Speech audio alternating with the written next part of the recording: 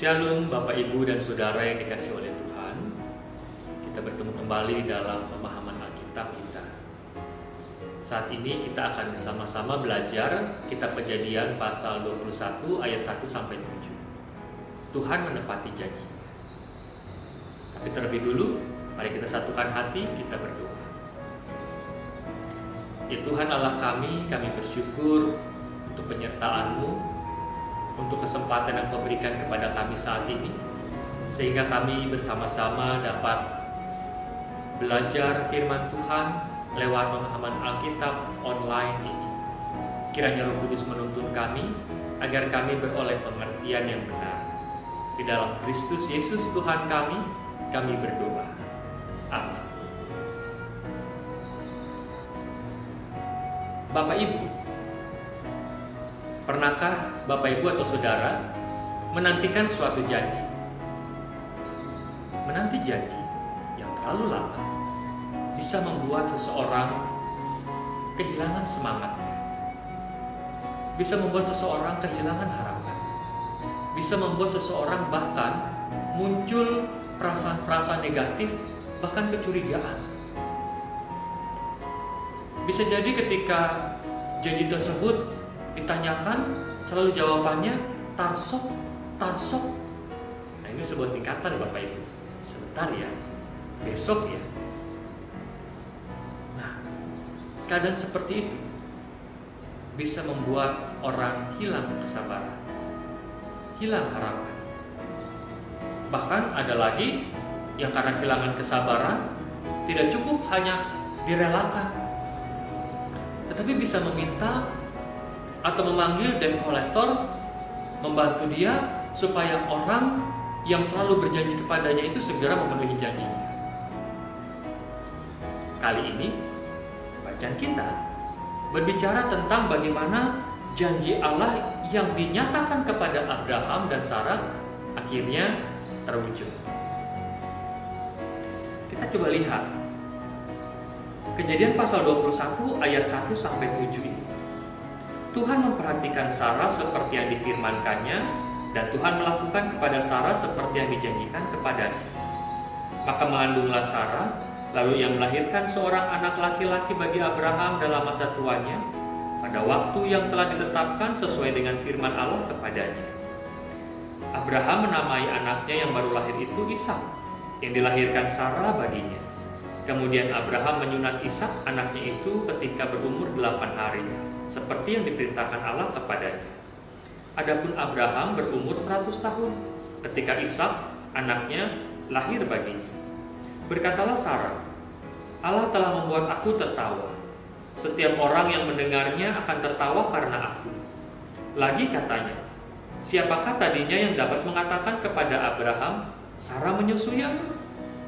Namun aku telah melahirkan seorang anak laki-laki baginya pada masa tuanya. Bapak Ibu dan Saudara, Sarah yang melahirkan seorang anak laki-laki bagi Abraham. Mereka telah melewati penantian yang sangat panjang. Kurang lebih sejak awal Abraham menerima panggilan Allah pada pasal 12, kurang lebih 25 tahun lamanya. Mereka bergumul, mereka menanti janji Allah, mereka jatuh bangun menanti janji itu. Mereka jatuh bangun untuk memelihara iman mereka, berpegang pada janji Allah tersebut. Kita bisa melihat bagaimana perjuangan mereka, bahkan juga kegagalan mereka. Namun mereka tetap berusaha, berharap, tetap berpegang pada janji. Kita melihat dulu dari Sarah. Sarah sempat kehilangan harapan. Dia melihat dirinya sudah tua dan tidak bisa melahirkan anak. Maka Sarah meminta kepada Abraham untuk mengambil Hagar, hambanya perempuan itu, untuk melahirkan anak baginya. Kejadian pasal 16. Kemudian pada pasal 18, Sarah tertawa ketika Allah menjanjikan bahwa tahun depan ketika Allah menjumpai lagi Abraham, mereka telah memiliki anak. Pada waktu itu usia Abraham hampir 100 tahun. Abraham sendiri. Abraham pernah kehilangan harapan. Pada pasal 15, ketika Allah menjanjikan keturunan kepada Abraham, dan Abraham melihat dirinya sudah tua, dia tertunduk dan berkata kepada Allah, "Ya Tuhan Allah, apakah yang akan Kau berikan kepadaku? Karena aku akan meninggal dengan tidak mempunyai anak. Dan yang akan mewarisi rumahku ialah Eliezer orang Damsyik itu." Kejadian pasal 15 ayat 2. Kemudian pada pasal 18 ayat 17 dan 18, ketika Allah kembali meneguhkan iman Abraham bahwa Ia, Allah, akan menepati janjinya memberikan keturunan. Abraham di sana, dia meminta kepada Allah untuk mengalihkan berkat yang dijanjikan Allah kepada anak yang akan dilahirkan oleh Sarah. Abraham meminta, jika mungkin, biarlah berkat itu diberikan kepada anak yang terlahir dari Hagar. Di sini kita bisa melihat bagaimana apa yang dirasakan, apa yang dilihat, apa yang dialami Abraham dan Sarah. Sama seperti manusia lainnya, sama seperti kita. Mereka realistis dalam keadaan mereka.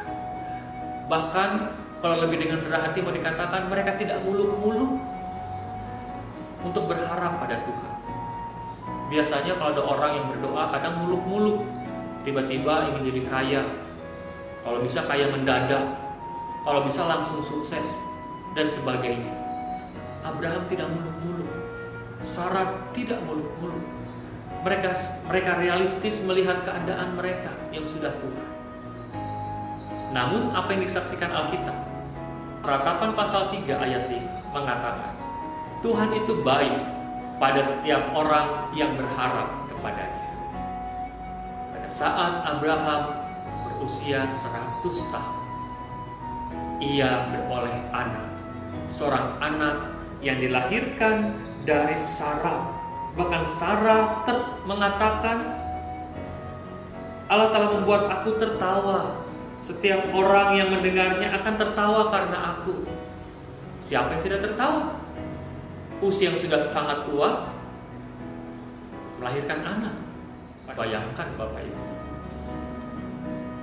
Tetapi justru pada saat itulah mereka memperoleh janji Allah. Mereka beroleh pemenuhan janji Allah. Pertanyaannya, mengapa Allah harus sekian lama memberikan janji itu? Bukankah kalau pada waktu Abraham menerima panggilan dan Abraham mendapatkan anak, bukankah masih muda, lebih mudah merawat anak ketimbang sudah tua untuk merawat anak? Atau mengapa harus menanti sekian lama?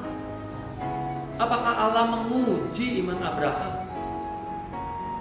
Bapak Ibu, muncul banyak pertanyaan dari panjangnya rentang waktu penantian Abraham dan Sarah mendapatkan janji Allah tersebut.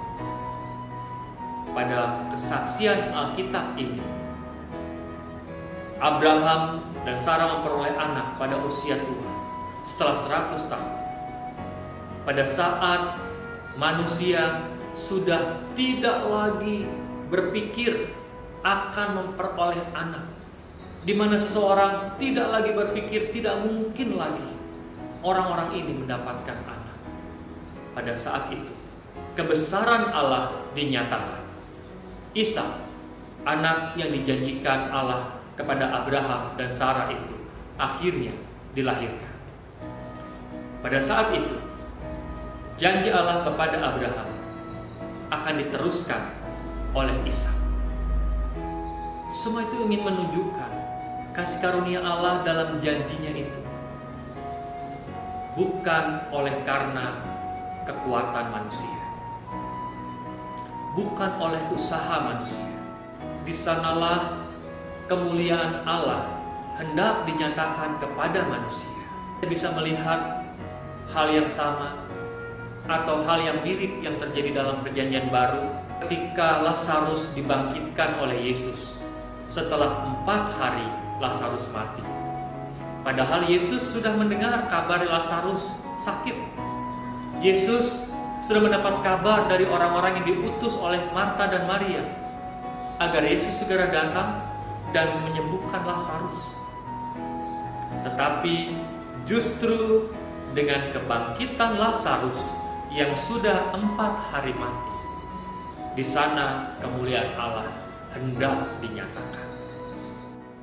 Yang kedua, ketika kita menanti janji Allah, ada beberapa hal yang perlu kita ketahui, yaitu bahwa ketika Tuhan memenuhi janjinya, waktu atau kapannya adalah menurut yang Tuhan pandang baik. Di suatu momen di mana dalam momen atau dalam kesempatan itu, kairos itu, di dalamnya ada anugerah Allah. Ketika Ishak terlahir, Abraham dan Sarah tidak hanya beroleh anugerah Allah lewat kelahiran Ishak, namun juga Abraham dan Sarah beroleh anugerah Allah dengan iman yang semakin diteguhkan, iman yang semakin kuat untuk menaruh pengharapan hanya kepada Tuhan, yaitu bahwa ketika Tuhan memenuhi janjinya, waktu atau kapannya adalah menurut yang Tuhan pandang baik. Segala penantian panjang, kebimbangan diganti dengan kesukacitaan dan kepastian. Karena itu ketika Allah meminta anak mereka dinamai Ishak, agar melalui nama anak mereka itu, mereka senantiasa diingatkan kepada Allah. Mereka diingatkan bahwa mereka pernah ragu, mereka pernah tertawa, mereka pernah mengatakan, menganggap omongan Allah, janji Allah lelucon. Ishak artinya tertawa, ia tertawa. Hal ini dihubungkan dengan Abraham yang tertawa ketika tahu dirinya sudah sangat tua dan tahu Sarah sudah sangat tua, gak mungkin untuk punya anak. Sarah juga demikian, tertawa karena dia sudah tua, Abraham sudah tua, tidak mungkin punya anak. Ishak, ia tertawa. Nama ini akan selalu mengingatkan mereka tentang bahwa Tuhan, nama ini akan selalu mengingatkan mereka bahwa Tuhan selalu menepati janji. Yang ketiga, tentang pemenuhan janji Allah tersebut berkaitan dengan kesiapan kita yang menerimanya. Bicara tentang durasi waktu, bisa saja hal itu dipakai Allah untuk membuat kita semakin dewasa. Dewasa dalam sikap, dewasa dalam iman. Sehingga ketika kita menerima janji Allah, atau menerima apa yang dijanjikan Allah kepada kita, atau menerima permohonan kita yang telah lama kita mohonkan kepada Allah, kita menerimanya dengan sikap yang bijaksana, menggunakannya secara dewasa, secara bijaksana, sehingga apa yang diberikan Allah sungguh menjadi berkat bagi kita, sungguh membawa sukacita, bukan hanya kita tetapi juga banyak orang. Sama seperti Ishak, ketika Ishak terlahir, ketika Allah memenuhi janjinya kepada Abraham di masa tuanya, di mana manusia tidak mungkin lagi untuk mendapatkan anak, semua orang yang membaca kisah ini, yang mengetahui kisah ini juga beroleh kekuatan dalam pengharapan. Sama seperti ketika seorang anak yang masih remaja, masih suka-sukanya bermain, dan dia meminta kepada orang tuanya untuk memiliki sepeda motor. Orang tuanya yang mengasihi dia akan memberikan. Orang tuanya berjanji, "Ya nak, kami akan berikan." Tetapi bukan pada saat dia meminta, pada saat waktu itu juga ketika dia meminta, tapi ketika orang tuanya melihat anaknya ini sudah dewasa, sudah cukup bijaksana untuk diberikan kepercayaan mengendarai kendaraan di jalan raya. Dan ketika orang tuanya melihat bahwa sepeda motor itu adalah sesuatu yang sungguh dibutuhkan, maka pemberian itu menjadi tidak sia-sia. Pemberian itu penuh makna. Pemberian itu sangat bermakna. Demikian juga Allah, Dia selalu memenuhi janjinya pada kita. Dia menjawab setiap harapan kita sesuai waktunya. Dan Tuhan memberikan tepat pada waktunya, seperti yang kita perlukan. Percayalah, Tuhan menepati janjinya. Ia memberikan sesuai dengan yang kita perlukan dan tepat menurut waktunya. Kiranya hal ini semakin meneguhkan pengharapan kita, iman kita untuk terus berharap hanya pada Tuhan. Tuhan memberkati.